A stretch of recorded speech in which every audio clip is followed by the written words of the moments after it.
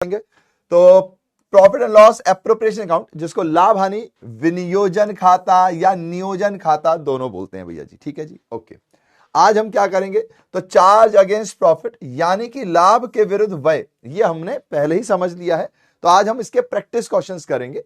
Appropriation of profit यानी कि लाभ का विनियोजन, और अभ्यास प्रश्न, यानी कि हमें आज बेसिकली प्रैक्टिस क्वेश्चंस करने हैं, ठीक है जी। मगर उससे पहले मैं चाहता हूं कि यार देखो एक डायलॉग, ठीक है, आदमी मुझे आप लोगों ने कहा कि यार उसने बड़ा, चलो आई लव दिस, है ना, ये चलते रहना चाहिए। आइए क्वेश्चन करते हैं ना। आप लोगों का सवाल था कि भाई पीएल एप्रोप्रिएशन अकाउंट क्या है भैया, समझ में नहीं आया, एंट्री कैसे करनी है समझ में नहीं आया।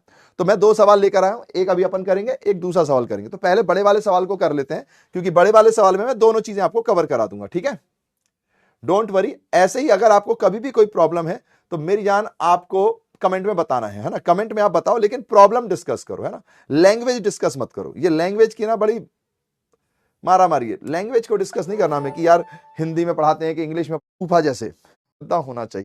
तो चीजें चल रही हैं, ठीक है। अब हमारी दो चीज हिंदी में क्या है, एक होता है इंटेलिजेंस। अगर मैं आपसे पूछूं, आपने एक वर्ड सुना होगा आईक्यू, आईक्यू सुना है आपने हिंदी में? अब हिंदी में इसको कैसे कहेंगे यार, आई एम रियली सॉरी, इसका मुझे हिंदी नहीं पता।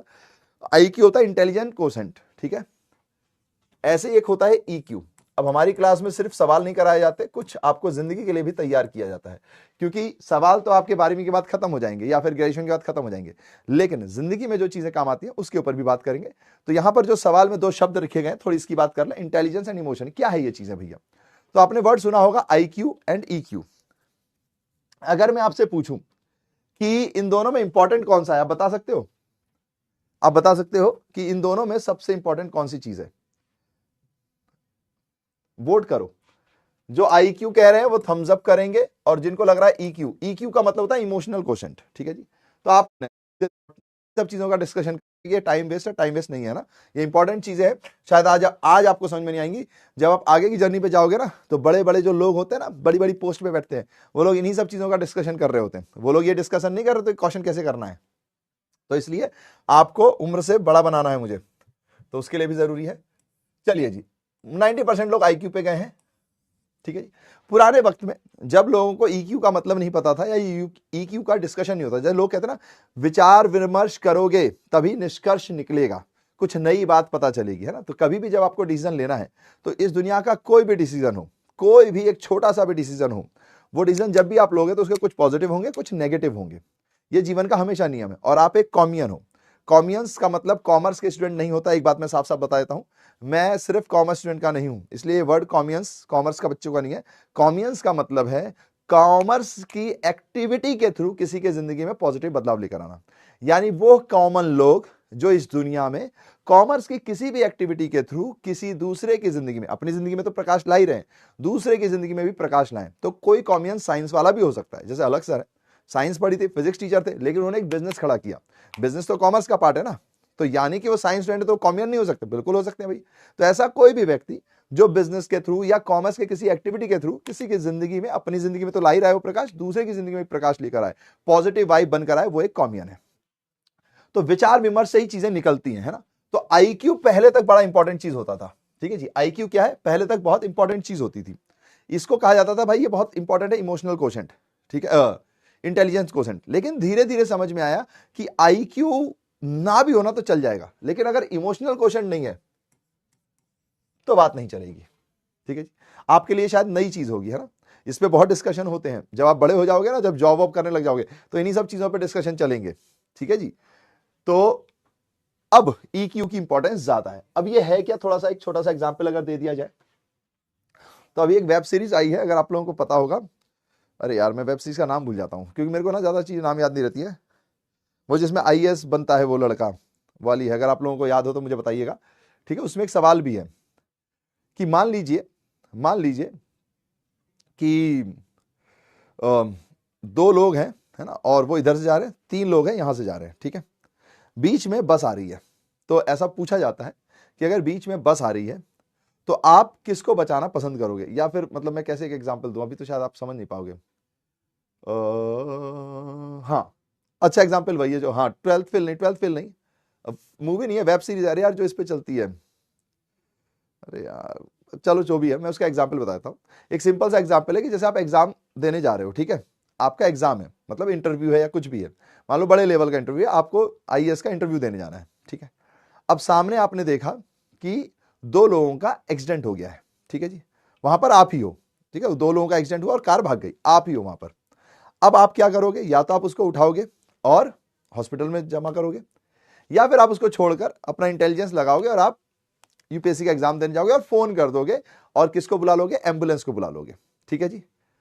ठुकरा के मेरा पैर, नहीं नहीं, अरे ये जो अभी चलती है यार, जिसमें वो भैया भी हैं एक, जिनको गोली मार दी है लास्ट में, लास्ट का सीन आया है, यूपीएससी एस्पिरेंट शायद ये नाम है उसका, कुछ तो नाम है एस्पिरेंट ऐसे करके कुछ है, चलो कोई नहीं, जो भी है। तो क्वेश्चन यही है, तो 2 लोगों से पूछा जाता है सवाल कि आप कौन सा काम करना पसंद करोगे। तो पहला आदमी जो यूपीएससी के लिए एकदम डेडिकेटेड है कहता है कि मैम वैसे भी उनका एक्सीडेंट हो गया, मैं तो कोई डॉक्टर हूं नहीं, तो मैं वहां से तो चला जाऊंगा और मैं एम्बुलेंस को फोन कर दूंगा।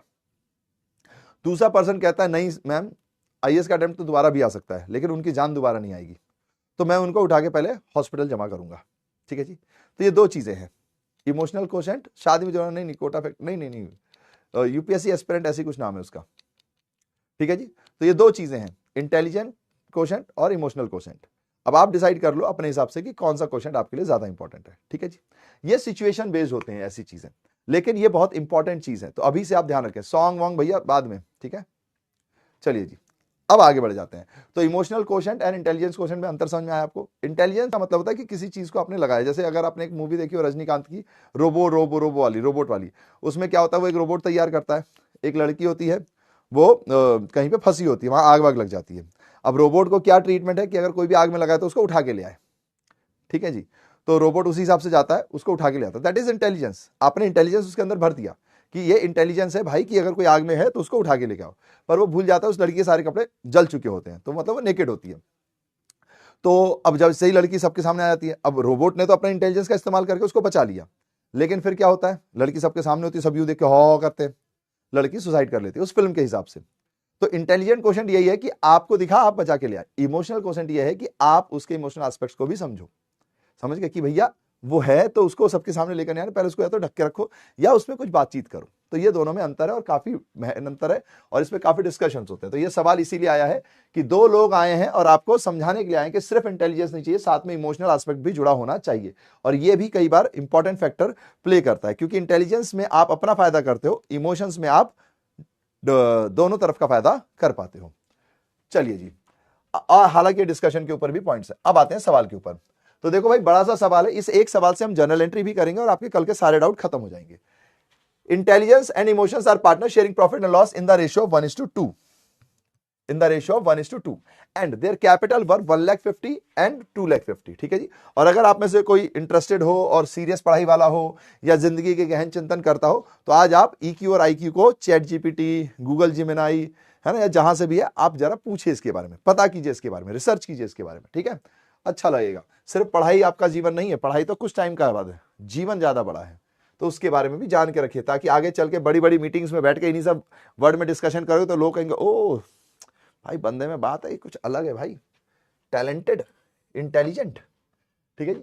Now the firm started business on 1 April 2024, यानी बिजनेस ने अपना फर्म ने अपना बिजनेस शुरू किया है 1 अप्रैल 2024 को। यहां तक तो सब सिंपल है, हिंदी में ही पढ़ लेता हूं मैं। इंटेलिजेंस एंड इमोशन 1/2 के अनुपात में लाभ साझा करते हैं, ठीक है जी। तो 1/2 इनका अनुपात है, ये लोग साझा करते हैं लाभ, साझेदार हैं, और उनकी पूंजी क्रमशः है, पूंजी यानी कि उनकी कैपिटल जो है 1.5 लाख और 2.5 लाख है। ध्यान रखना, पहले वाले की 1.5 लाख है, दूसरे वाले की 2.5 लाख है। जो पहले दिया है वो पहले वाले के लिए, जो दूसरा है वो दूसरे वाले के लिए, ठीक है। फर्म ने 1 अप्रैल 2024 को कारोबार शुरू किया साझेदारी समझौते के अनुसार, इन्होंने कारोबार शुरू कर दिया है। अब इन्होंने जब कारोबार शुरू किया तो इन्होंने डिसाइड किया कि हम, ध्यान से समझना please, every year in case of profit ₹60,000 और 10% ऑफ द प्रॉफिट, यानी कि या तो मैं 60,000 रुपए या फिर 10% ऑफ प्रॉफिट, इन दोनों में से एक, जो भी विच एवर इज मोर, जो भी ज्यादा होगा, will be donated for providing school fees और ऑर्फनेज चिल्ड्रन। यानी कि भैया जी जब मैं अपना प्रॉफिट बनाऊंगा तो मेरे नेट प्रॉफिट जो भी होगा उसका 10% या 60,000 इन दोनों में से जो सबसे ज्यादा होगा उसको मैं डोनेट कर दूंगा। तो डोनेशन के लिए मैं अपना पैसा बचा के रखूंगा, तो एक प्रॉफिट में से डोनेशन के लिए पैसा बच गया। हिंदी में देख लीजिए, प्रत्येक वर्ष लाभ होने पर, अगर लाभ है तो 60,000 या लाभ का 10% जो भी अधिक हो, अनाथालय के बच्चों को स्कूल फीस के लिए दान किया जाएगा। अच्छा जी, ठीक है। दूसरा, interest on capital to be allowed 10% per annum. Per annum लिखा हुआ है, इंटरेस्ट ऑन कैपिटल यानी पूंजी पर 10% वार्षिक ब्याज दिया जाएगा। अच्छा जी।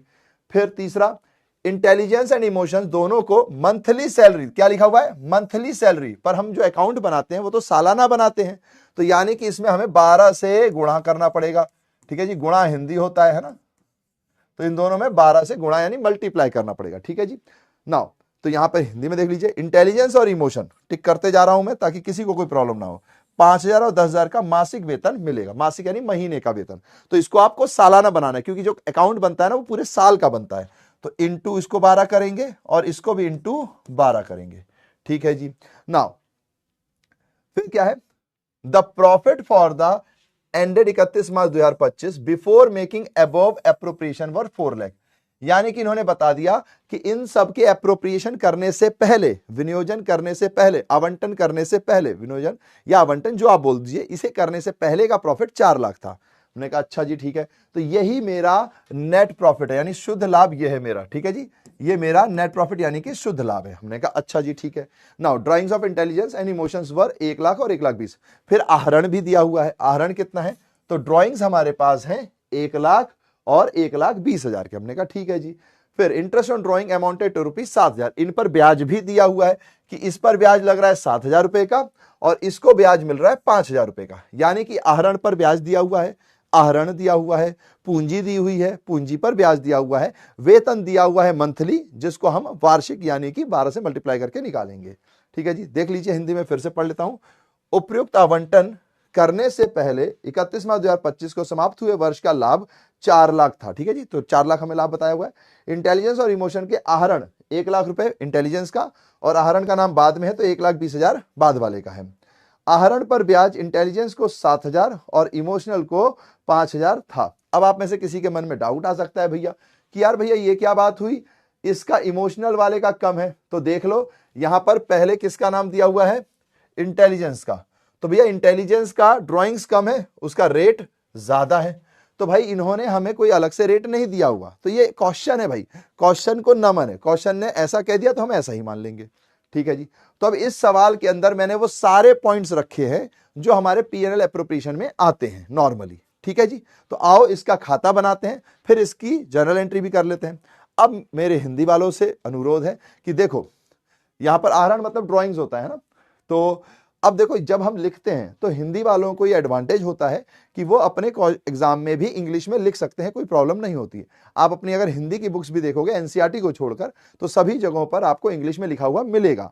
आप कैलकुलेशन भी इंग्लिश में लिख सकते हो, 1 को इंग्लिश में लिख सकते हो, तो हम उसी तरीके से सॉल्व करेंगे। क्वेश्चन मैंने प्रॉपर हिंदी में पढ़ाया है, यहां पर इंग्लिश में पढ़ाया है ना। अब आपको इन सब के मतलब पता है, तो मैं यहां आराम से लिख सकता हूं। तो प्लीज इसकी वजह से आप लोग नाराज ना हो या आप दुखी ना हो कि मुझे समझ नहीं आ रहा। समझ इसलिए नहीं आ रहा क्योंकि लिखने की प्रॉब्लम है, यह है कि शायद आपने उस तरीके से उसको पढ़ा नहीं है। तो एक बार दोबारा लेक्चर देखो, और अगर कोई चीज ना बने तो मुझसे पूछो। ठीक है जी, जो चीज ना बने वो पूछो। लैंग्वेज को अपनी सक्सेस का बैरियर मत बनने दो, अपनी सफलता का अनुसरण खुद से करना है ना। लैंग्वेज या हिंदी मीडियम या इंग्लिश मीडियम की वजह से ये मत सोचो कि ये था इसलिए मेरा ये हो गया, ये था इसलिए मेरा इसलिए हो गया, नहीं, ये लूजर मेंटेलिटी है ना, ये हारने वालों की मेंटेलिटी। हम विनर्स हैं। चलिए जी, तो अब देखो ये है profit and loss appropriation account. सबसे पहले होता है नेट प्रॉफिट यानी कि शुद्ध लाभ, तो वो इस साइड पर आता है, हम इसको बोलते हैं बाय नेट प्रॉफिट। अगर कोई हिंदी में लिखने वाला है तो इसको बोलते हैं शुद्ध लाभ, तो अब इसको शुद्ध लाभ लिख लो भैया जी, है ना। अब मैं तो एक ही लैंग्वेज में लिख पाऊंगा, वरना दो काम करेंगे तो फिर तो 200 क्लास चाहिए पड़ेंगे, है ना। तो बाय नेट प्रॉफिट आ गया मेरा 4 लाख। ठीक है, ये आ गया मेरा 4 लाख। अब सबसे पहले हमें क्या पॉइंट दिया हुआ था, डोनेशन दिया हुआ था, है ना। तो मैं यहां पर आऊंगा, लिखूंगा ये 2 वाली साइड होती है। अब आप में से अगर कोई ये जानना चाहे भैया यहां बाई क्यों लिख रहे हो, यहां 2 क्यों लिख रहे हो, तो ये 11वीं का कॉन्सेप्ट है भाई। जर्नल एंट्री से जब हम लेजर में जाते हैं तो ये वाली साइड बाय साइड होती है, तो इस तरफ पे by by by by by लिखते हैं, इस तरफ पे to to to to to लिखते हैं, ठीक है जी। तो अब आप याद रख लेना, अगर आपने 11th नहीं भी पढ़ी तो अब इतना तो याद रख सकते हो ना भाई कि ये बाय साइड है, ये टू साइड है, ठीक है जी। अब इस तरफ पर आता है भैया बाय इंटरेस्ट ऑन ड्रॉइंग। अब इसको मैं शॉर्ट में आईओडी लिख रहा हूं, आप चाहो तो पूरा लिख सकते हो, इंटरेस्ट ऑन ड्रॉइंग, हिंदी में लिखते हैं आहरण पर ब्याज, ठीक है, मैंने इसको शॉर्ट में लिखा है, ओके जी। अब जो पार्टनर है वो कौन कौन है, दो पार्टनर है, इंटेलिजेंस और इमोशन। तो इसको शॉर्ट में मैं इंटेलिजेंस को आई लिख दे रहा हूं और इमोशन को ई लिख दे रहा हूं, ठीक है। दोनों के हमें आहरण पर ब्याज दिए हुए हैं। कितने दिए हुए हैं भैया जी, इंटरेस्ट ऑन ड्रॉइंग्स 7,000 और एक का 5,000।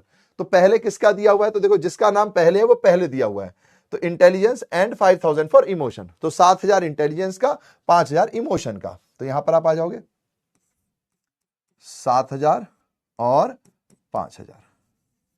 अब इनका क्या करोगे आप, इनका पूरा टोटल जो है ऐसे यहां पर लिख दोगे 12,000, ठीक है जी। ये 12,000 रुपए यहां चले गए, ठीक है जी। यहां तक डन है जी। तो टमाटर भेजते रहे, थोड़ा मुझे खुशी मिलती रहेगी कि आपको आते जा रहा है। अब आती है बारी यहां डोनेशन की, तो यहां आप डोनेशन लिख दो, है ना। अब इंग्लिश में डोनेशन लिख दिया तो हिंदी में जो शब्द है वो लिख दो आप, है ना, कि अनाथालय के बच्चों को आपने दिया है पैसा, दान कर दिया, है ना। डोनेशन को हिंदी में दान बोल देते हैं। तो डोनेशन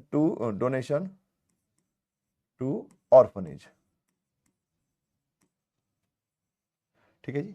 तो ऑर्फनेज में आपने डोनेशन किया। अब डोनेशन करने की कंडीशन थी, क्या थी, हर साल हम या तो 60,000 या 10% ऑफ द प्रॉफिट देंगे, 60,000 या 10% ऑफ द प्रॉफिट। तो अगर 60,000 या 10% ऑफ द प्रॉफिट होगा तो जाहिर सी बात है मेरे प्रॉफिट का 10% निकालो। तो अगर मैं यहां पर 40,000 का 10% निकालता हूं, 4 लाख का 10%, अच्छा आपको परसेंटेज निकालना नहीं आता तो मैं यहां निकाल दे रहा हूं, ठीक है जी। यहां पर आप इसको शॉर्ट में भी लिख सकते हो, 4 लाख का 10% ऐसे निकलता है, 4 लाख इंटू 10/100, 0 से 0, 0 से 0, तो कितना हो गया 40,000। तो ये देखो यहां पर आता था 40,000, लेकिन भैया इसका आंसर तो 40,000 आ रहा है। तो क्या मैं यहां 40,000 लिख दूं, नहीं, क्यों, क्योंकि क्वेश्चन ने हमसे कहा है 60,000 या लाभ का 10% जो भी अधिक हो। तो लाभ का 10% 40,000 है और मेरा लाभ 60,000 दिख रहा है यहां पर।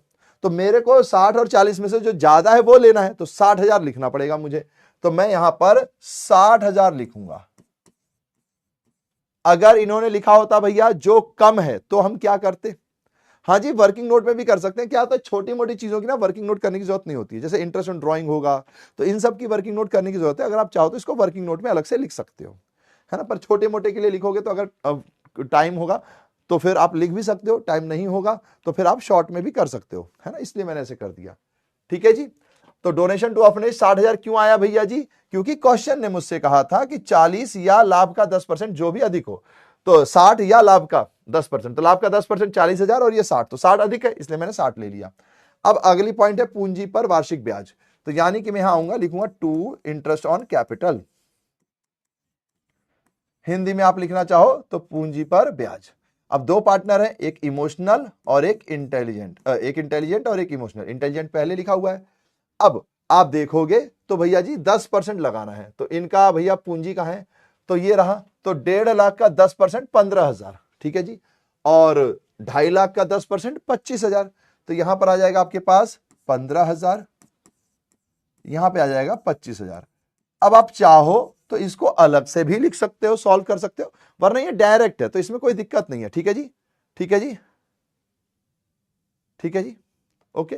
तो अब कोई चाहे तो यहां पर दिखा भी सकता है कि 1,50,000 इंटू 10/100, पर ये डायरेक्ट कर सकते हैं, छोटी मोटी चीजें हैं तो इसमें कैलकुलेशन या वर्किंग नोट अलग से बनाने की जरूरत नहीं होती है। फिर टू सैलरी यानी कि वेतन। अब भैया सैलरी कैसे थे, तो देखिए सैलरी यहां पर हमको साफ साफ बताई हुई है। सैलरी कहां गई हमारे पास, यहां थी ना, ये रही 5,000। तो 5,000 किसकी है, पहले नाम किसका है, इंटेलिजेंस, तो पहली सैलरी किसकी है, इंटेलिजेंस की। इमोशन का नाम बाद में है तो बाद में। अब 5,000 इंटू 12 करोगे तो कितना हो जाएगा, तो 5,000 इंटू 12 यानी कि 60,000, और 12 इंटू 10,000 यानी कि 1,20,000। के का मतलब होता है 1000, ठीक है जी। शॉर्ट में के को 1000 बोलते हैं, तो लिखते समय पूरा लिखेंगे, वहां शॉर्ट में मैंने लिख दिया। तो अब आप सैलरी में आओगे तो इंटेलिजेंस का भी आएगा और इमोशन का भी आएगा। ठीक है। तो इंटेलिजेंस की सैलरी कितनी हो जाएगी भैया जी 60,000 और इमोशन की सैलरी हो जाएगी 1,20,000। तो आप यहां लिख दोगे इंटेलिजेंस की सैलरी 60,000 और इमोशन की सैलरी 1,20,000, यानी कि भैया दोनों की सैलरी 1,80,000 बाहर चली गई। लो भैया जी हो गया काम। ठीक है, यहां पर डोनेशन बाहर चला गया और यहां पर पूंजी पर ब्याज 15 और 25 40,000, तो ये बाहर चला गया 40,000। ठीक है भैया जी, ये दोनों काम तो आपने बड़े आराम से कर लिए। Very good, done done done done. चलो भैया जी अब बढ़ते हैं आगे। ठीक है जी, यहां तक डन है जी, सब पहुंच गए यहां तक, बड़े आराम से चल रहा हूं मैं, मेरे को कोई दिक्कत नहीं है, आपको समझ में आना चाहिए, है ना, तो इसलिए अपन चल रहे हैं। अब यहां पर आती है बारी कि एक तो इस साइड की टोटलिंग करनी पड़ेगी, एक इस साइड की टोटलिंग करनी पड़ेगी। अगर किसी ने 11th नहीं पढ़ा तो मैं बता देता हूं, दोनों साइड में से जिसका टोटल बड़ा होता है, जैसे इसका टोटल कितना हुआ 60 और 40 1,00,000 और 1,80,000 यानी 2,80,000 हुआ। इसका टोटल कितना हो गया 4,00,000 और ये 12,000, तो 4,12,000 टोटल हुआ। तो जिसका टोटल बड़ा होता है दोनों साइड वही आता है, तो इसका टोटल बड़ा है तो 4,12,000 यहां भी आएगा और 4,12,000 यहां भी आएगा। ये नियम है। ठीक है जी, बैलेंसिंग करना कहते हैं इसको। ठीक है जी, शेष निकालना कहते हैं इसको। तो इसमें ये नियम है कि ये दोनों साइड पर 4,12,000 आ जाएगा। अब ध्यान से देखो, तो इस तरफ तो है ही क्योंकि इस तरफ का तो टोटल है, लेकिन भैया इस तरफ का टोटल तो है ही नहीं, यानी कि यहां पर कुछ बच रहा है, यानी कि यहां पर कुछ बच रहा है ना, शेष बच रहा है ना, इसी को बैलेंसिंग कहते हैं। क्योंकि भैया इनका टोटल तो 2,80,000 आ रहा है, तो मैंने कहा हाँ जी 2,80,000 आ रहा है, तो यहां पर कुछ बच रहा है ना, यानी कि कुछ तो यहां आएगा तभी तो 4,00,000 यहां टोटल होगा। तो आपको 4,12,000 में से 4,12,000 में से माइनस कर देना। अब देखो ये क्योंकि मैं आपको क्लास में करा रहा हूं, ये बीच में ही मत कर देना एग्जाम में, बीच में एग्जाम जब कॉपी आएगी तो आपको रफ में करना होता है। ठीक है जी, ये तो मैं आपको समझा रहा हूं तो यहीं के यहीं माइनस करके दिखा रहा हूं। तो ये 4,12,000 हो गया और इसका टोटल कितना हो गया 1,00,000 2,80,000, तो माइनस 2,80,000। तो 1 2 3 2, तो 11 में से काटेंगे तो 3 और ये हो जाएगा 1। तो आया किसी का 1,32,000। वेरी गुड रितु, बिल्कुल माइनस होगा रति जी, बिल्कुल ठीक। सूरज, चंदन, वेरी गुड, क्या बात है, ये हुई ना बात। तो यहां पर अब आपका आ जाएगा 1,32,000। अब इसको क्या कहते हैं भैया जी, तो इसको बोला जाता है डिविजिबल प्रॉफिट। इसको क्या बोला जाता है डिविजिबल प्रॉफिट। अभी के लिए आप याद रख सकते हो इसको प्रॉफिट बोलते हैं। तो यहां पर आप लिखोगे टू प्रॉफिट, हिंदी में इसको बोलेंगे लाभ। ठीक है जी, टू प्रॉफिट लाभ। और इसको लिखा जाता है transfer to capital account, transfer to partners capital account. हालांकि कैपिटल या करंट दोनों अकाउंट में ट्रांसफर कर सकते हैं, लेकिन फिलहाल मैंने अभी आपको पूंजी खाता, साझेदार का पूंजी खाता नहीं सिखाया, तो अभी अपन जितना सीखा है उतना कर लेते हैं। ठीक है भैया जी, ओके भैया जी। तो अब आपकी बारी आती है यहां पर, तो यहां पर इंटेलिजेंस और इमोशन दो पार्टनर्स हैं, तो अब इन दोनों पार्टनर में ये 1,32,000 बटेगा। ठीक है जी, ये जो लाभ आया है। अब मैं ये बॉक्स हटा दूं क्योंकि बॉक्स बनाने की जरूरत नहीं है, अगर आप चाहो तो बना सकते हो, नहीं तो बिना बनाए के होता है, क्योंकि बॉक्स वैसे तो किताब में ऑलरेडी पूरी लाइनें वाइनें सब खिंची हुई होती हैं, ये मैंने बस आपको दिखाने के लिए अलग से बनाया। ठीक है, अब भैया जी इस 1,32,000 को बांटा कैसे जाता है ना, लाभ के अनुपात में। तो लाभ के अनुपात में बांटा जाएगा, तो लाभ का अनुपात कितना है 1/2, ये प्रॉफिट शेयरिंग रेशियो है। हाँ जी भैया जी, इसी को इंग्लिश में प्रॉफिट शेयरिंग रेशियो बोलते हैं। तो अब 1,32,000 को आप 1:2 में बांटोगे, तो 1:2। ठीक है जी, तो देखिए ये क्या है 1 और 2, तो इसका नीचे लिखा जाता है 3। 1 और 2 तो दोनों को प्लस करेंगे तो कितना हो जाएगा 3, तो यहां पे नीचे आ जाएगा 3। ठीक है जी, अब इसको आपको बांटना है, तो इस 3 से पहले तो इसको डिवाइड कर दो, तो 3 चौके 12 होता है, तो ये 4 हो जाएगा, फिर एक कैरी हो जाएगा तो फिर 12, तो 3 चौके, तो यानी कि 44,000। जब मैंने इसको 3 से डिवाइड किया तो 44,000 आया। अब ये है 1, अब इससे इसको मल्टीप्लाई करो, तो ये वाला हिस्सा इंटेलिजेंस का है, तो 1 44 से मल्टीप्लाई करोगे तो 44,000 ही आएगा, तो इंटेलिजेंस को मिल गया 44,000। और ये जो 2 हिस्सा है ये किसका है इमोशन का हिस्सा है, तो 2 × 44,000 करोगे तो ये आ जाएगा भैया 88,000। तो इस तरीके से इसको लाभ हानि अनुपात में बांटते हैं, और इन दोनों का टोटल करोगे तो 1,32,000 आ जाएगा। पूरा टोटल किया तो 4,12,000 और ये 4,12,000। बताइए क्लियर है? Very good. Sanya, Ritika, Nancy, भाई हमारे छोरे छोरियों से कम नहीं है, से लाभ हानि विनियोजन खाता बनता है। ठीक है, अब आपको इसकी एंट्री में भी प्रॉब्लम है ना, कई लोगों को इसकी एंट्री में प्रॉब्लम थी। तो देखिए मैं आपको इसकी एंट्री समझाता हूं, मैं आपको इसकी एंट्री आराम से कर देता हूं। पहले मैं एंट्री कर देता हूं फिर आपको समझा देता हूं, है ना। तो सबसे पहले एंट्री होती है net profit account debit to P&L appropriation account. ठीक है, ओके भैया जी। अब यहां पर डेबिट में कितना था, 4 लाख था। अभी मैं आपको समझाऊंगा, प्लीज थोड़ा सा ध्यान दीजिए, मैं पहले थोड़ा सा लिख लूं, है ना, लिखने के बाद समझाना थोड़ा आसान होता है। 4 लाख और फिर यहां पर भी 4 लाख।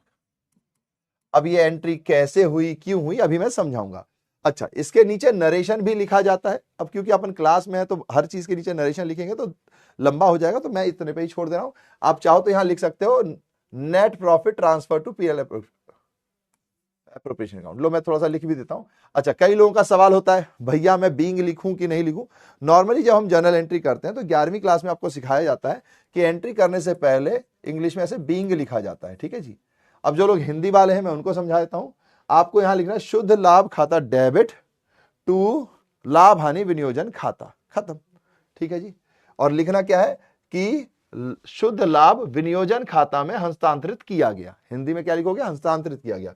तो being net profit transfer to P&L appropriation account. ठीक है, अब बार बार क्या होता है नरेशन लिखना, क्योंकि नरेशन से मार्क्स कटते, ना लिखो तो मार्क्स कट सकते हैं, लेकिन अगर ना लिखो तो मार्क्स कट सकते हैं, लेकिन अगर आपने छोटा मोटा भी लिख दिया तो मार्क्स नहीं कटते। ठीक है सर, लड़कियों को यहां टॉप करने दीजिए, हम एग्जाम में टॉप करेंगे। अरे वाह, अच्छा पीयूष जी, फिर तो ठीक है।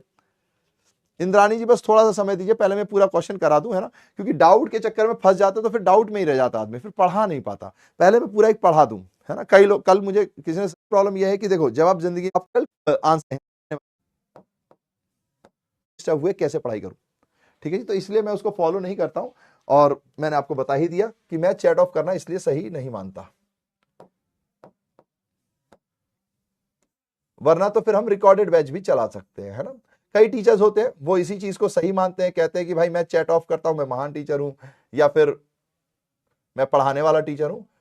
तो ऐसा नहीं है, सबका अपना अपना एक तरीका होता है चीजें करने का। ठीक है जी, तो आई होप कि आपका सजेशन बिल्कुल वैलिड है कई जगहों पर, लेकिन क्या करें यार, क्योस में ही कई बार सॉल्यूशन छिपा होता है।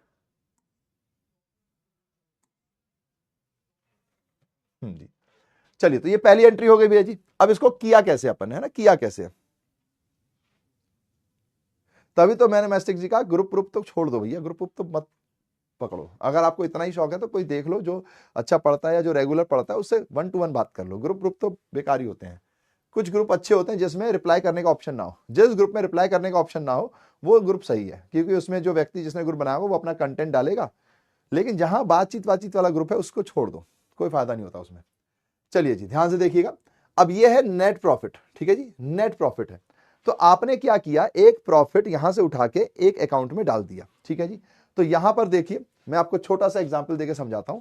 ये 2 डब्बे हैं। ठीक है जी, ये क्या है, एक डब्बा है, यहां पर हमारे पास खूब सारा नेट प्रॉफिट है। ठीक है, ये क्या है, एक डब्बा है। और जैसे कई लोग कह रहे थे कि सर ट्रेडिशनल मेथड से एंट्रीज कराइए, है ना, तो यही इन्हीं सब एंट्रीज में ना ट्रेडिशनल मेथड को समझाना थोड़ा मुश्किल हो जाता है। इसीलिए मैंने आपको बताया मॉडर्न अप्रोच सबसे बेस्ट अप्रोच है, उससे आप सॉल्व करोगे, आपको कभी प्रॉब्लम नहीं आएगी। अब ये भी एक डब्बा है, इस डब्बे को कहते हैं नेट प्रॉफिट। इस डब्बे को क्या कहते हैं, नेट प्रॉफिट। इस डब्बे को क्या कहते हैं, P&L एप्रोप्रिएशन। ठीक है जी, ये डब्बा भी खाली है, इसमें कुछ भी नहीं है। मैंने क्या किया, मैंने ये सारा का सारा प्रॉफिट, ये सारा का सारा प्रॉफिट उठाया, मैंने ये सारा का सारा प्रॉफिट उठाया और इसमें डाल दिया। आ रही है बात समझ में। यही तो होता है ना, नेट प्रॉफिट को आपने P&L एप्रोप्रिएशन अकाउंट में ट्रांसफर कर दिया। तो यानी अब आपके नेट प्रॉफिट में कुछ दिख रहा है क्या, नहीं दिख रहा। नेट प्रॉफिट एक रेवेन्यू अकाउंट होता है, इसको क्या बोलते हैं, एक रेवेन्यू अकाउंट। ठीक है जी, एक रेवेन्यू प्रकार का अकाउंट होता है। अब नेट प्रॉफिट हो गया खाली, तो कल रूल अगर आपको याद होगा तो मैंने आपको रूल पढ़ाया था, एसेट्स और एक्सपेंस बढ़ते हैं तो डेबिट, घटते हैं तो क्रेडिट। ये आपको याद रखना पड़ेगा, अगर आपने इस तरीके से नहीं पढ़ा तो आज पढ़ लीजिए। ठीक है, फिर liability revenue capital, L for liability Hindi में दायित्व, रेवेन्यू आय, कैपिटल पूंजी। अगर ये बढ़ते हैं तो क्रेडिट और घटते हैं तो डेबिट। अब नेट प्रॉफिट एक रेवेन्यू अकाउंट है, पहले ये भरा हुआ था, अब खाली हो गया यानी घट गया। अगर रेवेन्यू घटता है तो कहां जाता है भैया जी? अगर रेवेन्यू घटता है तो डेबिट साइड पर। तो ये देखिए पीएल अकाउंट डेबिट साइड पर आ गया। अब पीएनएल एप्रोप्रिएशन अकाउंट भी एक प्रकार का रेवेन्यू अकाउंट है, क्योंकि इसके अंदर क्या आया, यहां से प्रॉफिट हट के यहां आ गया, तो ये भी रेवेन्यू अकाउंट है। पर पहले ये क्या था? जीरो था, इसमें कुछ भी नहीं था। अब जब प्रॉफिट मैंने यहां से हटा के इसमें डाला तो मेरा प्रॉफिट बढ़ गया, तो यानी कि ये रेवेन्यू क्या हो गया? बढ़ गया। और जब रेवेन्यू जब बढ़े तो क्रेडिट करें, तो ये देखिए मैंने क्रेडिट कर दिया।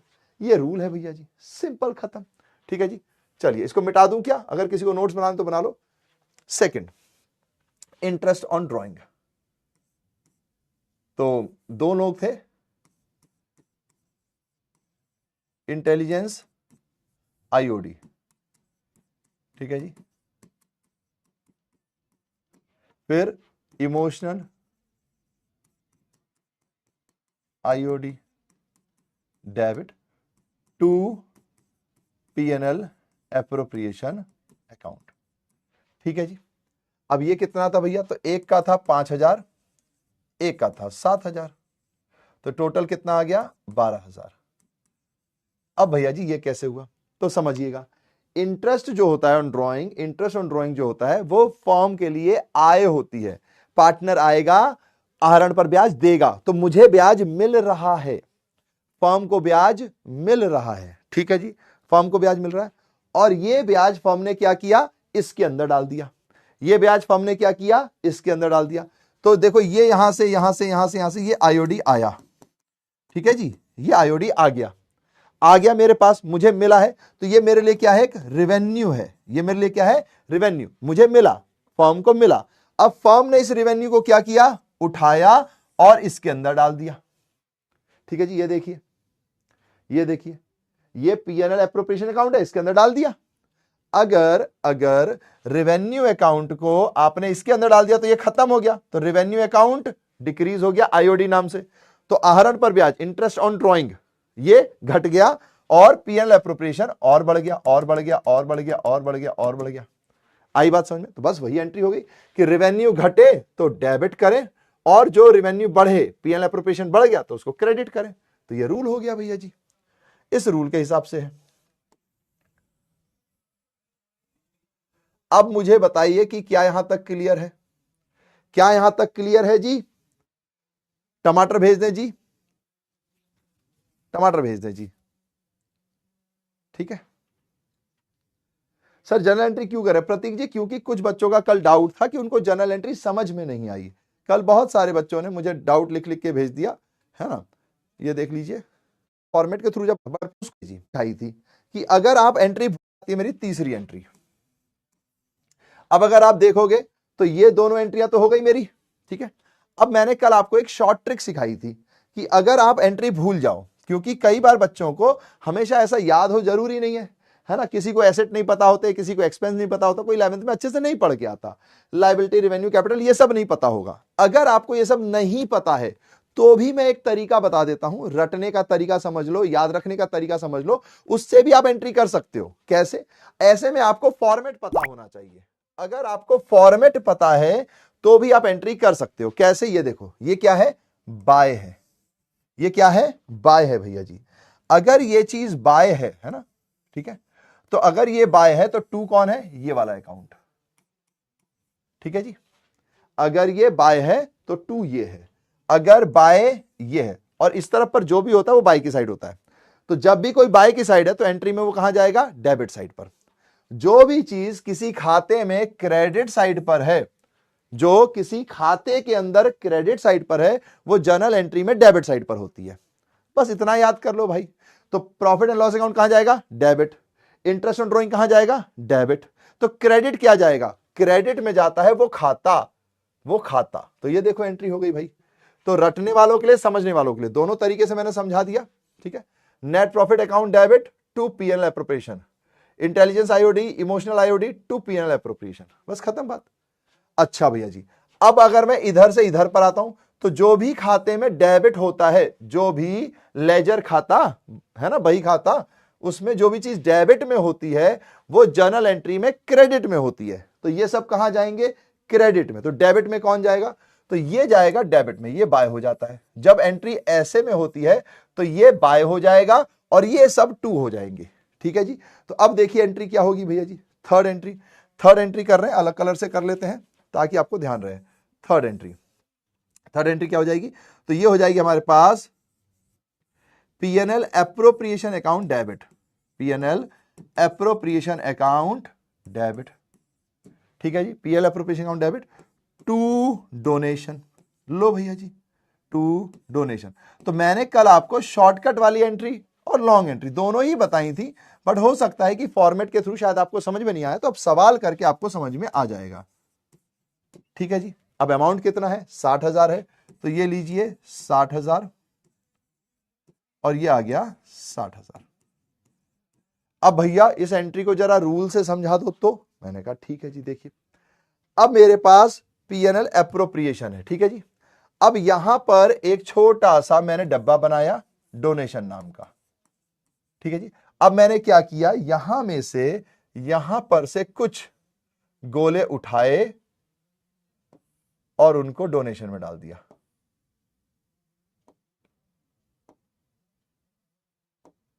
ठीक है जी, ये लो। तो क्या मेरा गोला खाली हो गया। तो अब मेरा P&L एप्रोप्रिएशन अकाउंट जो है वो रेवेन्यू अकाउंट था, वो बढ़ रहा था अभी तक, लेकिन अब क्या हुआ, अब वो घट गया। और हमने पढ़ा हुआ है कि जब रेवेन्यू अकाउंट घटे, जब रेवेन्यू अकाउंट घटे डिक्रीज हो रहा है ना, तो उसे डेबिट करें। से वो आप अपनी इनकम का हिस्सा उसे दे रहे हैं, तो आपकी इनकम कम हो रही है, पैसे उसको जा रहे हैं। तो ये कई बार अगर छोटा डोनेशन होता है तो इसको खर्चा कहते हैं, एक्सपेंस। ठीक है, अगर आप छोटा डोनेशन करते हैं तो इसको एक्सपेंस कहते हैं। तो ये देखिए एक्सपेंस बढ़े। ठीक है जी, तो वो हमारा डेबिट में जाता है। सॉरी, एक मिनट, ये डोनेशन जब हम किसी को स्पेसिफिक पर्पस के लिए देते हैं तो ये लाइबिलिटी होती है। जब हम डोनेशन किसी को स्पेसिफिक पर्पस के लिए देते हैं तो ये क्या होती है, लाइबिलिटी होती है हमारी। और लाइबिलिटी जब भी बढ़े तो क्रेडिट साइड पे लिखें, तो इसलिए हमारा ये क्या हो गया, क्रेडिट साइड पर हो गया। ठीक है जी, एक्सपेंस नहीं है। एक्सपेंस जब छोटा मोटा होता है तब, किसी पर्पस के लिए आप देते हो तो उसे लाइबिलिटी बोलते हैं। ये आपके एनपीओ में भी काम आएगा। चलिए जी, थर्ड के बाद फोर्थ एंट्री। अब मैंने फिर से इस profit and loss appropriation account में से पैसा निकाला और इंटरेस्ट के नाम पर दे दिया। ठीक है जी, क्या किया, इंटरेस्ट के नाम पर दे दिया। क्या किया, इंटरेस्ट के नाम पर। इंटरेस्ट कौन सा, पूंजी पर ब्याज के नाम पर दे दिया मैंने। ठीक है, तो बार बार मैं ये डायग्राम बनाने की जरूरत तो नहीं है ना, आप कॉन्सेप्ट समझ गए ना आप।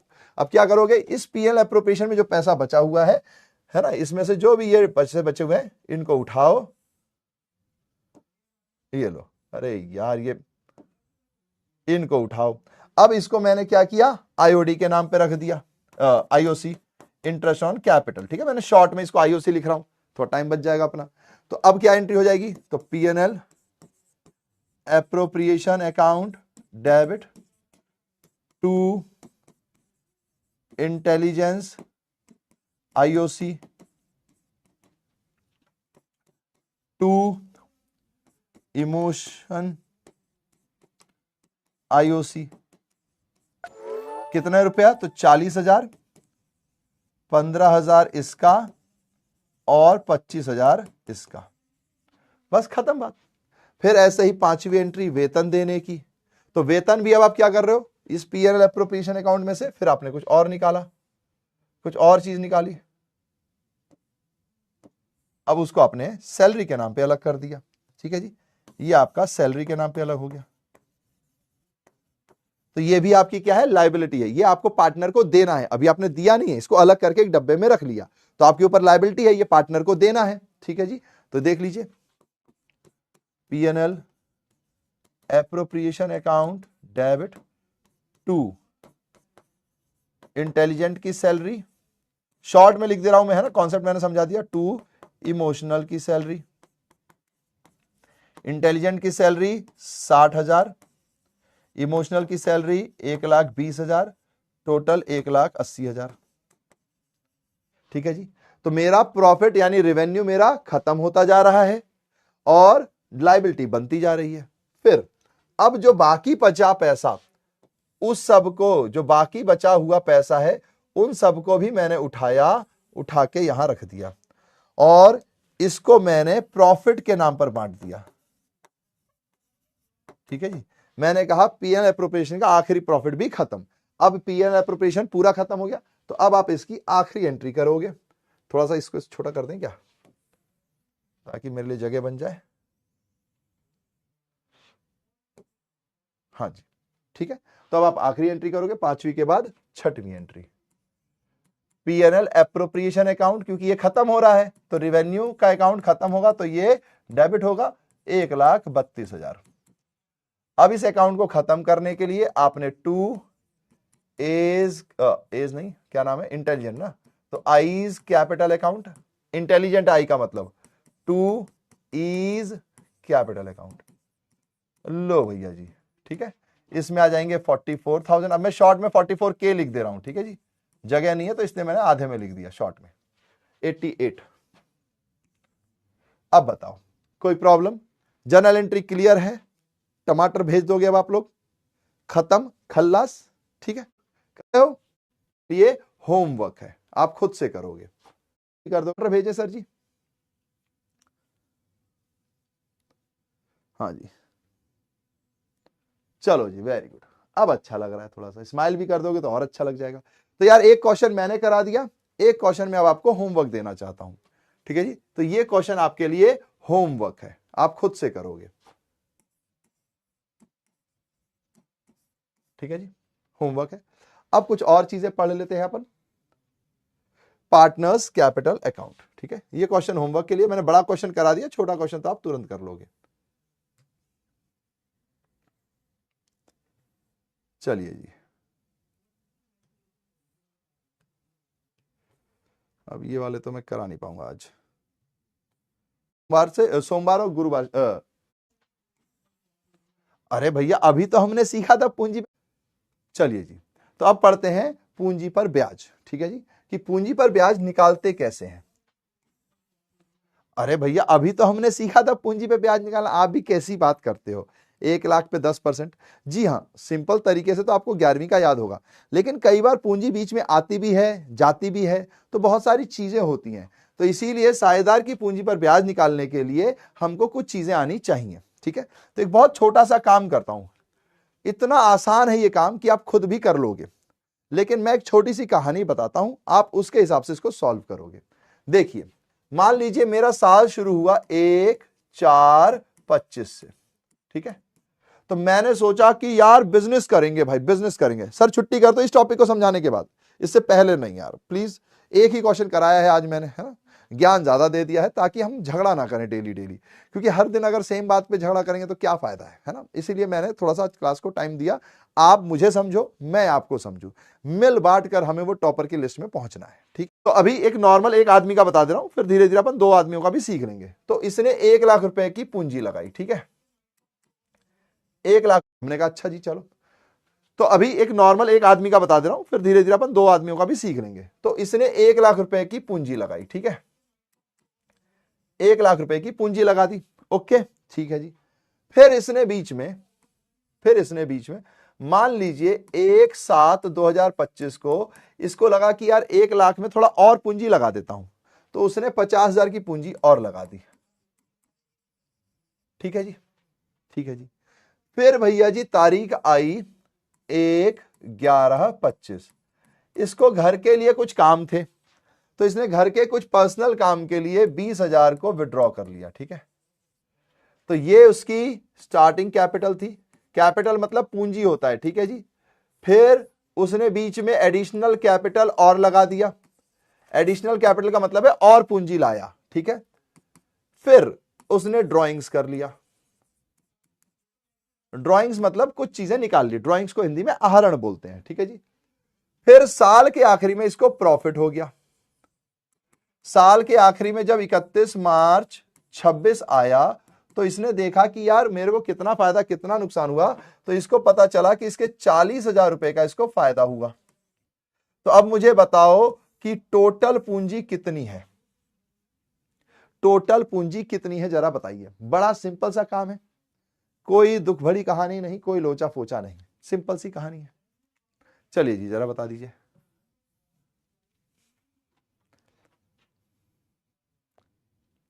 लेकर चला गया 40,000 का मुनाफा, ध्यान रखिएगा, ये कैपिटल वो लाया, ये 50,000 वो लाया, 20,000 लेकर चला गया, 40,000 का मुनाफा कमाया। टोटल कितना होगा? कोई 1,20,000 कह रहा है, कोई 1,70,000 कह रहा है, कुछ लोगों ने सब कुछ ऐड कर लिया। मैंने यहां जानबूझ के प्लस माइनस के साइन नहीं लगाए हैं ताकि मैं देखूं कि मेरी बात सुनकर कौन रिप्लाई कर रहा है। हाँ जी, कुछ दिनों बाद मैंने 50,000 रुपए और लगा दिए। से देखिए, ध्यान से देखिए, ये मेरा खाली हाथ है, ठीक है, इसमें मैंने 1,00,000 रुपए लगा दिए, तो मेरी पूंजी कितनी है? 1,00,000। कुछ दिनों बाद मैंने 50,000 रुपए और लगा दिए, तो अब मेरी पूंजी कितनी है? 1,50,000। तो इसका मतलब मैंने क्या देखा कि भैया जी ये मेरी शुरुआत की कैपिटल है, तो इसको ओपनिंग कैपिटल कह दूं मैं। ओपनिंग कैपिटल में अगर आप और कैपिटल लाते हो तो इसको प्लस कर दो, सिंपल सी बात है ना। अगर मैं ओपनिंग कैपिटल ला रहा हूं तो इसमें जो एक्स्ट्रा कैपिटल है उसको प्लस करूंगा, तो मेरी कैपिटल 1,50,000 हो गई। अब इसमें से 20,000 मैंने निकाल दिए, 20,000 मैंने निकाल दिए, तो अब मेरी कैपिटल कितनी बची? माइनस करके आ जाएगी। तो भैया जी यानी कि जो चीज मैंने निकाल दी उसको माइनस करो, तो ड्रॉइंग्स को हम करते हैं माइनस। फिर उस पैसे को लगाकर साल भर में मैंने मुनाफा कमाया, तो मुनाफा भी किसका होता है? ओनर का ही होता है, मालिक का ही होता है, तो प्रॉफिट उसमें ऐड करेंगे, उसकी कैपिटल में ऐड होता है। ये तो आपने 11वीं में भी सीखा होगा। तो मेरे पास फॉर्मूला आ गया कि अगर मुझे ओपनिंग कैपिटल दी है, एडिशनल कैपिटल जोड़ दूं, ड्रॉइंग्स को माइनस कर दूं, प्रॉफिट को प्लस कर दूं, तो मेरे पास साल के आखिरी में कितनी कैपिटल होगी? 31 मार्च 26 को मेरे पास कितनी कैपिटल होगी ये मुझे पता चल गया। कैसे? तो इसको माइनस कर दिया, तो 31 माइनस, तो 170 जिन जिन लोगों का था, वेरी गुड, आप अपनी पीठ मेरी ओर से थपथपा दीजिए, आप लोगों का आंसर बिल्कुल सही है। Very good, very good, very good, very good. अब यार ये तो बड़ा आसान हो गया है। ये तो अगर भैया, अगर आप हमें पार्टनरशिप ना भी पढ़ाओ, अगर नॉर्मली मैं तीसरी चौथी क्लास में भी समझाते तो मैं शायद समझ जाता, है कि नहीं? समझ जाता।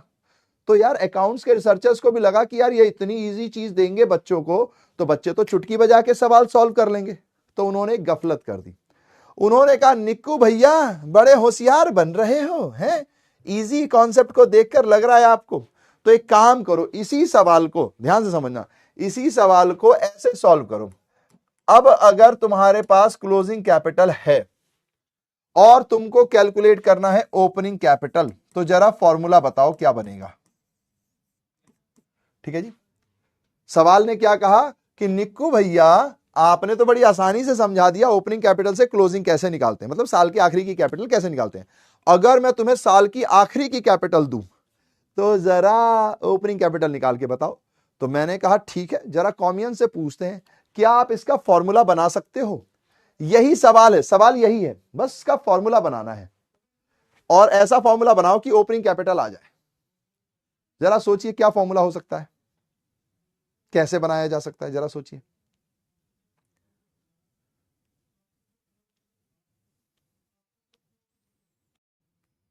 भैया आप भी ना कितनी बच्चों वाली, विक्रम जी ने पूरा ही लिख दिया है, बिल्कुल। तो अब देखो कुछ नहीं करना भैया, अरे भैया आप भी ना कितनी बच्चों वाली बात पूछते हो। मैंने कहा अच्छा कैसे? देखो भैया बड़ा सिंपल काम है। अगर मैं ऊपर से नीचे आ रहा था, ऐसे आ रहा था, ठीक है जी, अगर मैं ऐसे आ रहा था तो मेरा फॉर्मूला था ओपनिंग कैपिटल में इसको प्लस करो, इसको माइनस करो, इसको प्लस करो। अब अगर मुझे नीचे से ऊपर जाना है तो उल्टा कर दो, उल्टा कर दो भैया, इसको उल्टा कर दो, तो क्लोजिंग ऊपर चला गया, अब प्रॉफिट प्लस होता था माइनस होगा, तो यानी आपका फॉर्मूला क्या हो जाएगा? क्लोजिंग कैपिटल में प्लस करूंगा मैं ड्रॉइंग्स, है ना, जो चीज मैंने माइनस की अब मैं उसको क्या कर दूंगा? प्लस कर दूंगा, क्योंकि मुझे उल्टा चलना है। ठीक है जी। और जो चीज मैंने प्लस की थी उसको मैं माइनस कर दूंगा, तो मैंने कर दिया भैया जी minus additional capital minus profit. अब इसमें कभी कभी ना ये लोग चालाकी कर देते हैं, तो अगर इसमें लॉस दिया होगा तो क्या करोगे? अगर लॉस दिया होगा तो क्या करोगे? तो ध्यान रखिएगा, अगर लॉस दिया होगा तो आप लॉस को प्लस करोगे। ठीक है जी, अगर लॉस दिया होगा तो आप लॉस को प्लस करोगे। हाँ जी मैम, हाँ जी मैम, ठीक ठीक है डन, हाँ 46 में ही हुआ, ठीक है। चलिए जी, तो ध्यान रखिएगा, अब पता है दिमाग में बच्चों के आता नहीं है, अगर यहां पर होगा तो लॉस माइनस होगा, लेकिन क्लोजिंग कैपिटल से ओपनिंग निकालने के लिए लॉस को क्या करोगे, प्लस करोगे। बात याद रखना, नॉर्मली आपको क्वेश्चन में प्रॉफिट मिलता है, लेकिन अगर लॉस मिल जाए तो भूलना मत। ठीक है जी, हो गया फॉर्मूला, हो गया फॉर्मूला। अच्छा भैया कैसे माने कि ये फॉर्मूला सही है, आओ लगा देते हैं। क्लोजिंग कैपिटल 1,70,000 है, हाँ जी 1,70,000 है। ड्रॉइंग्स हमारी 20,000 है, तो 20,000 को प्लस कर दिया भैया जी। एडिशनल कैपिटल हमारी 50,000 है, तो ये लो भैया जी 50,000, पर इसको माइनस करेंगे। और प्रॉफिट 40,000 है, तो इसको भी माइनस करेंगे। तो भैया 70 और 20 कितने होते हैं, 1,90,000। 1,90,000 में 50 माइनस करो, 1,40,000। 1,40,000 में 40 माइनस करो, अरे बाबा बिल्कुल सही, 1,00,000 आ गया। लो भैया जी बन गया फॉर्मूला, वेरी सिंपल। ठीक है, अरे यार देखो, जो वो बड़ा वाला फोन है उससे मैं सिर्फ अपने बच्चे की फोटो लेता हूं। इस फोन का इस्तेमाल अभी मैंने शुरू नहीं किया है यार। कई लोग मुझसे कहते हैं इतना महंगा फोन क्यों ले लेते हो। एक तो मुझसे एक सर मुझसे कहते हैं कि सर कुछ भी कह लो, गरीबों के हाथ में अगर वो चांदी की चम्मच भी दोगे या महंगा वो भी दोगे तो उसमें काम गरीब वाला ही करेंगे। तो मैंने कहा नहीं सर तो मेरे पास वो फोन पे नंबर किसी को है नहीं दिया हुआ। दूसरा, आखिर ये कैपिटल क्यों निकाल रहे हैं, ठीक है जी, क्योंकि जब आप ब्याज निकालते हो ना, तो ब्याज के लिए आपको शुरुआत की कैपिटल तो चाहिए ना। अब अगर आप ब्याज निकालते हो तो इंटरेस्ट कैलकुलेट करने के लिए, इंटरेस्ट ऑन कैपिटल है ना, ठीक है, पूंजी पर ब्याज निकालने के लिए आपको जो ब्याज निकालना है वो 1/4/2025 से लेकर 31 मार्च 2026 तक का चाहिए। यानी यहां से लेकर यहां तक का ब्याज निकालना है ना, यहां तक का ब्याज निकालना है। अब अगर आपको कोई कहे कि इस तारीख को मेरी कैपिटल 1,70,000 है, अब इस पे ब्याज निकालो, तो इस पे ब्याज कैसे निकालोगे, ये तो आज की है ना। तो इसीलिए अगर कभी कोई आपको ये वाली ब्याज की ये वाला कैपिटल दे देता है तो आपको ये वाली कैपिटल निकालनी पड़ेगी, क्योंकि ओपनिंग कैपिटल जब निकालोगे तो उस पर ही आप ब्याज कैलकुलेट करोगे, है ना। 12 मंथ्स या जितने भी महीने होंगे, है ना, जब भी आपकी कैपिटल शुरू हुई होगी, अगर 20 से हुई होगी तो 9 महीने का, 8 महीने का, जो भी होगा, तो वो आपको कैलकुलेशन करने के लिए ओपनिंग कैपिटल निकालना पड़ता है। ठीक है, अब ओपनिंग कैपिटल निकालने का फॉर्मूला क्या होता है, तो आइए उसको देख लेते हैं। बाकी क्वेश्चंस अपन फिर नेक्स्ट क्लास में करते हैं।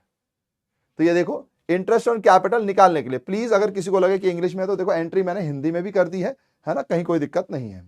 इंटरेस्ट ऑन कैपिटल, तो अमाउंट ऑफ कैपिटल जो भी आपका पूंजी है उस पर rate upon 100 into time. Time का मतलब क्या होता है, अगर 10 महीने है तो 10/12, 9 महीने है तो 9/12, अगर पूरा साल है तो 12/12 होता है, पूरे साल में 12/12 होता है, तो अपन 1 होता है इसलिए उसको लिखते नहीं है। ठीक है जी, जब 11, 9, 8, 10 ऐसे महीने होते हैं तो लिखा जाता है।